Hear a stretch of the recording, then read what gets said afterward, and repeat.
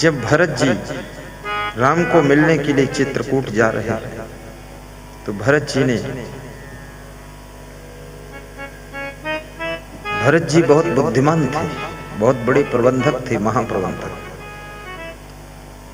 तो जहां राम ने रात गुजारी थी वहीं पर पहली रात भरत जी रुकते और निषाद राज राम को मिले थे तो निषाद राज भरत को मिलते और सभी लोगों ने जहां तहां अपना डेरा डाल दिया, क्योंकि साथ में चतुरंगणी सेना भी थी, तीनों माताएं भी थी, भरत शत्रुघ्न भी थे, गुरु वशिष्ठ भी थे और अवधवासी भी कुछ लोग आए थे, खास खास जिनके मन में ज्यादा दर्शन की इच्छा थी भगवान के प्रति। बहुत बड़ा मेला था तो सबने बिस्तर लगाया अपना अपना। तो भरत ने स्वयं जाकर के सबके बिस्तर चेक किया, कौन कहाँ सोया है, कौन नाश्ता किया कि नहीं किया है। निषाद राज ने सबके नाश्ता का प्रबंध किया, सबके भोजन की व्यवस्था किया।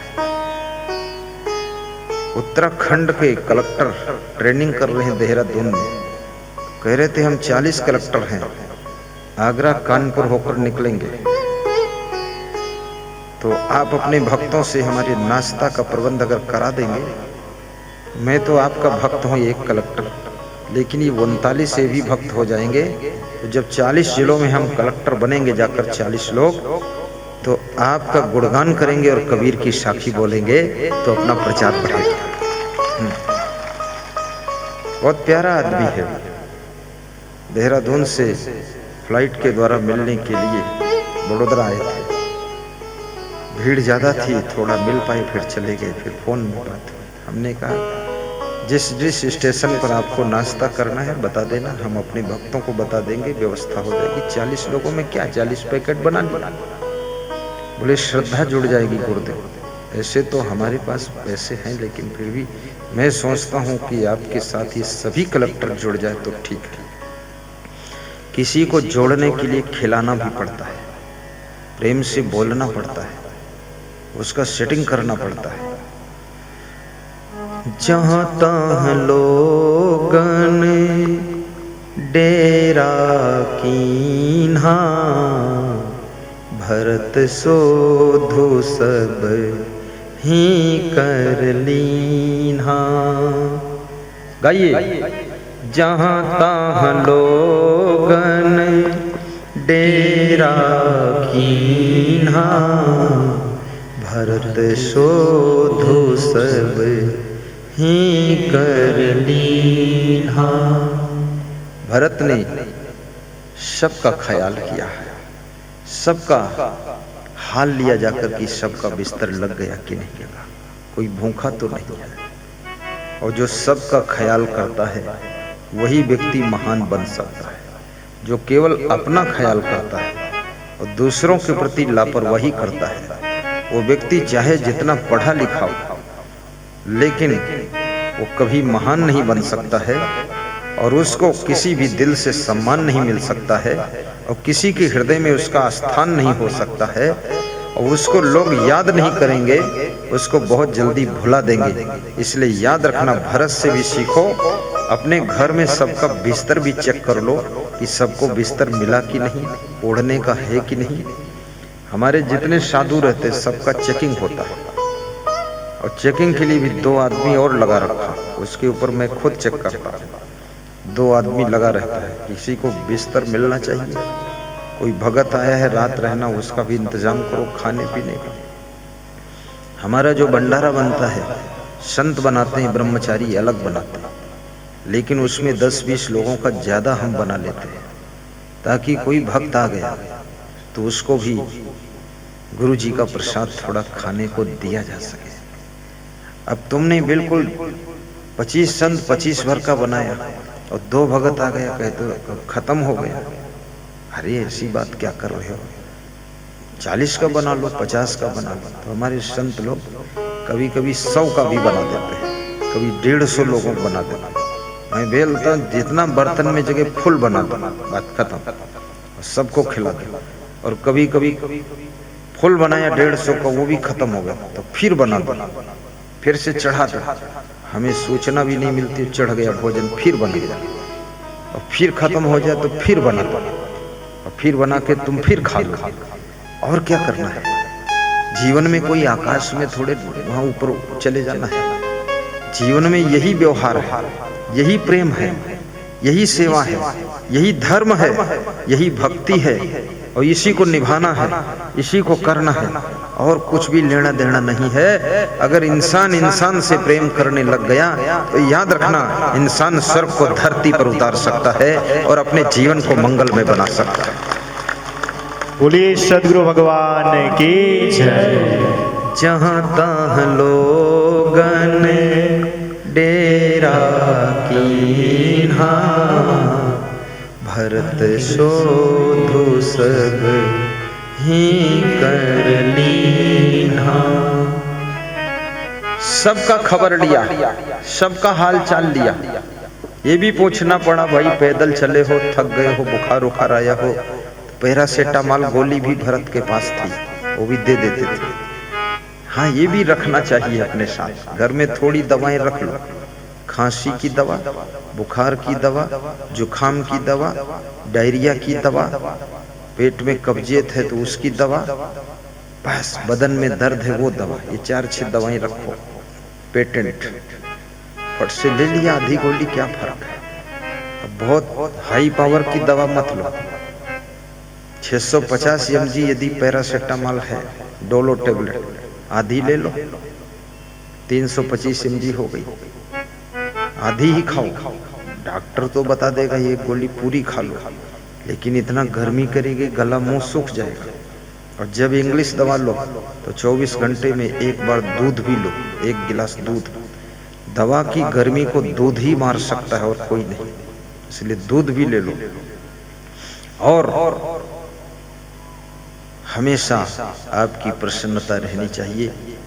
फिर सूर्य सेवा करी आज्ञा पाई,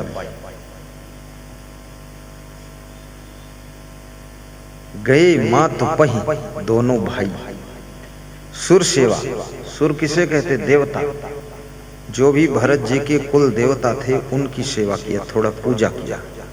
उसके बाद राम जी ने उनको सपना दिया कि भरत सबको सुलाकर सोना, और माताओं के चरण दबाया जाकर के, कौशल्या के चरण दबाया।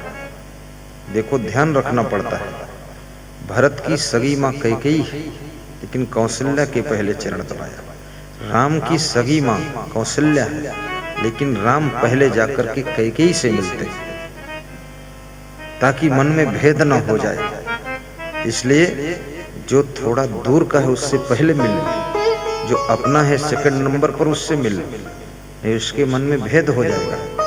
वो सोचेगा कि अरे अपनी माँ से देखो मिला, पाँव छुआ, हमारे पास बाद को आया है, पहले उन्हें से मिल लो। बैलेंस बनाना सीखो। परिवारों में बंटवारे क्यों होते हैं? इसी कारण होते हैं। आप बाहर से कुछ लाइए मार्केट से, 3 भाई हो तो 3 जगह 250-250 ग्राम मीठा लाइए। पहले छोटी वाली जो छोटा भाई है उसकी पत्नी तक पहुंचा दो, फिर सेकंड नंबर वाले बात को अपनी पत्नी को दे दो। नहीं तो क्या उसके भेद हो जाएगा कि अपनी पत्नी को पहले दे दिया और मेरी पत्नी को बाद को दिया। अपने बच्चों को बाद को दो, पहले भाई के बच्चों को दे दो। अगर परिवार को जोड़कर चलाना है तो।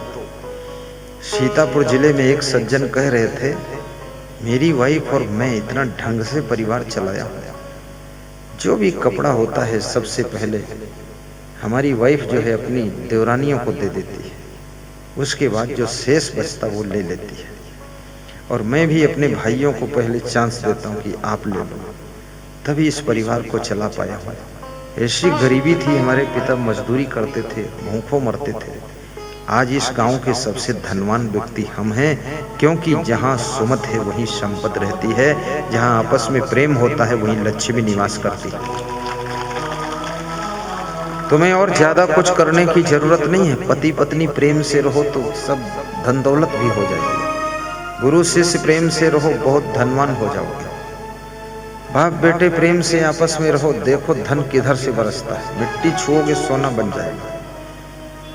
देवरानी जेठानी प्रेम से रहो, घर में कोई कमी नहीं रहेगी। इतने घर बन जाएंगे, घर में सोने वाला कम हो जाएगा। प्रेम से तो रहो। थोड़ी थोड़ी बात के लिए, थोड़े थोड़े कार्यों के लिए आपस में राग द्वेष करना, ईर्ष्या करना, एक दूसरे की निंदा बुराई करना, झगड़ा लड़ाई करना, तनाव करना, तकरार करना, गाली गलौज करना, तू मैं करना, छोटी छोटी बेईमानी करना, चालाकी करना गलत बात है। ईमानदारी रखो। ईमानदारी स्वयं एक धन है, ये छोटा मोटा धन नहीं है। आज तुम्हारे देश के प्रधानमंत्री हैं, उसके पास में ज्यादा पर्सनल प्रॉपर्टी नहीं है, लेकिन सबसे उच्च पद पर वो बैठा हुआ है। और जिन नेताओं ने बहुत पर्सनल प्रॉपर्टी बनाई है, उनका पद डगमगाता रहता है। उनको लोग चांस पकड़ ढकेल के बाहर भी करते हैं। और जिस नेता के पास संयम नियम भी होता है, कहीं मोहित नहीं होता, कहीं फंसता नहीं, कहीं लसता नहीं, कहीं धसता नहीं, वो नेता अपने पद पर बिल्कुल स्थायी बना रहता है। और जहां इधर उधर तुम डगमगाए, दो चीजें बहुत खतरनाक जिंदगी में है सबके लिए, चाहे जो कोई हो, रुपया और रूप। रुपया देखकर लोभ आ जाता है और रूप देखकर मन में मोह आ जाता है। और ये दो चीजों से बच गया जो, वो बहुत ऊंचाई को छू लेगा। रुपया में लोभ नहीं आना चाहिए। इतना रुपया मिलेगा, कितना मिलेगा, जितना चाहिए उतना मिलेगा, इतना मिलेगा, बांटो तो भी नहीं कम होगा। और आप लोगों की उपस्थिति को देख करके उनकी थकान उतर गई है, नरेश के चेहरे पे मुस्कान आ गई है, और नूरा और लक्ष्मण के मुखमंडल पे चमक आ गई है। और जितने ये मुख्य कार्यकर्ता हैं सब बड़े गदगद हैं और सभी कर्मठ हैं। और याद रखना, गुरु आपको जान पाए न जान पाए, लेकिन तुम्हारी सेवा का फल, गुरु का आशीर्वाद सीधे आपके भाग्य के खाते में पहुंचेगा और आपको लाभ मिलेगा। क्योंकि जो सेवा करता है, चाहे गुप्त सेवा हो, लेकिन उसको उसका पुण्य मिलता ही है। किसी ट्रेन में एक भिखारी भीख मांग रहा था, सबके सामने कटोरा लेकर जाता था। अंधा भिखारी था, दिखता नहीं था। ट्रेन के डिब्बे की ऊपरी बर्थ पर एक आदमी लेटा हुआ था। उसने 100 का नोट निकाल करके उस भिखारी को दिया, तो उसका हाथ वहां कटोरे तक पहुंच नहीं रहा था। तो नीचे बैठे हुए दूसरे पैसेंजर ने उस नोट को लेकर उस भिखारी के कटोरे में 100 का नोट डाला और कहा, बाबा 100 रुपये हैं, संभाल लेना। तो अंधा भिखारी बोला कि जिसने मेरे कटोरे में 100 रुपये डाले हैं, उसको भगवान आशीर्वाद दें और मेरी दुआएं उसको मिले। पड़ोस में बैठे हुए अन्य पैसेंजर हंसने लगे, बोले, नोट तो उसका खर्च हुआ, डालने वाला तो बीच में लेकर डाल दिया, आशीर्वाद इसको मिला। अंधे बाबा तुमको दिखता नहीं है, आशीर्वाद इसको दे रहे हो। तो अंधे ने, भिखारी ने कहा, मैं अंधा हूं लेकिन मेरा आशीर्वाद अंधा नहीं है, वो सीधे वहीं जाएगा जिसकी जेब से नोट निकल कर आया है, बीच में रुकने वाला नहीं। तो जिसने जिसने सेवा किया है, तन से, मन से, धन से, अन्न से, परिश्रम से, पोस्टर पंपलेट वितरण किए हैं, न्योता बांटा है, प्रचार प्रसार किया है, साफ सफाई किया है, इस ग्राउंड को प्लान किया है, उनको सबको इस सत्संग समागम के पुण्य प्राप्त होंगे और उनको गुरु जी का आशीर्वाद ढूंढ कर मिलेगा। क्योंकि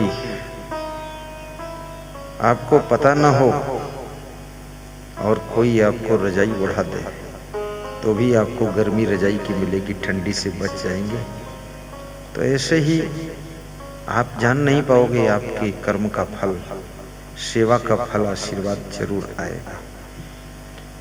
और सत्संग ही आपको मानव से महामानव बना सकता है और सत्संग ही आपको शांति प्रदान कर सकता है।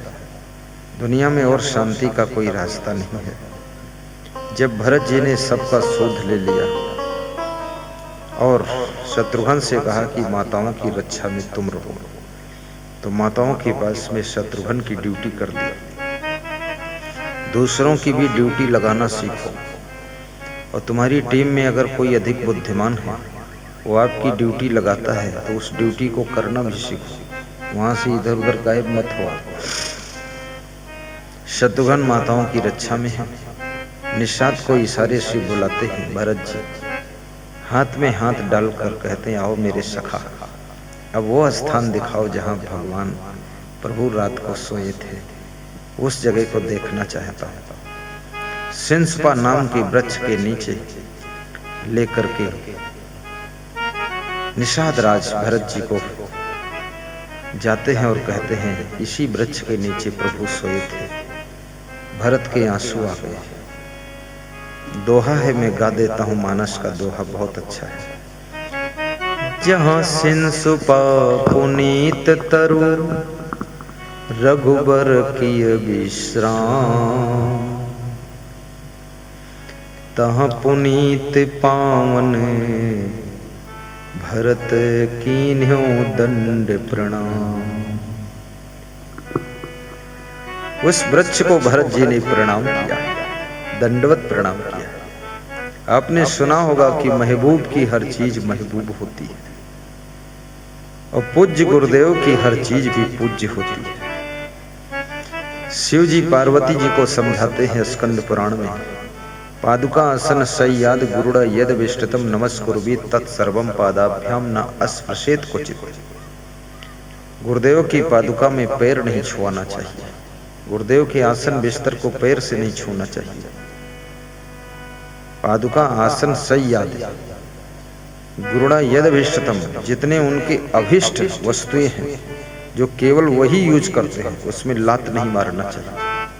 अभिष्टतम नमस्कुर्वी तत्सर्वम, उन समस्त वस्तुओं को भी नमस्कार करना चाहिए, प्रणाम करना चाहिए।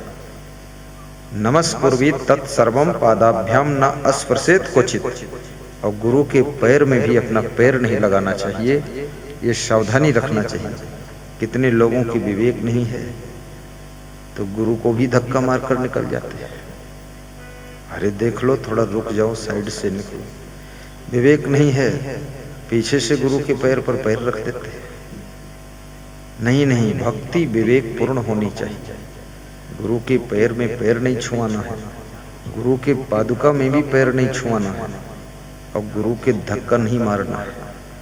इधर ध्यान दो, कहीं कम जगह है वहां निकलो मत, थोड़ा रुको।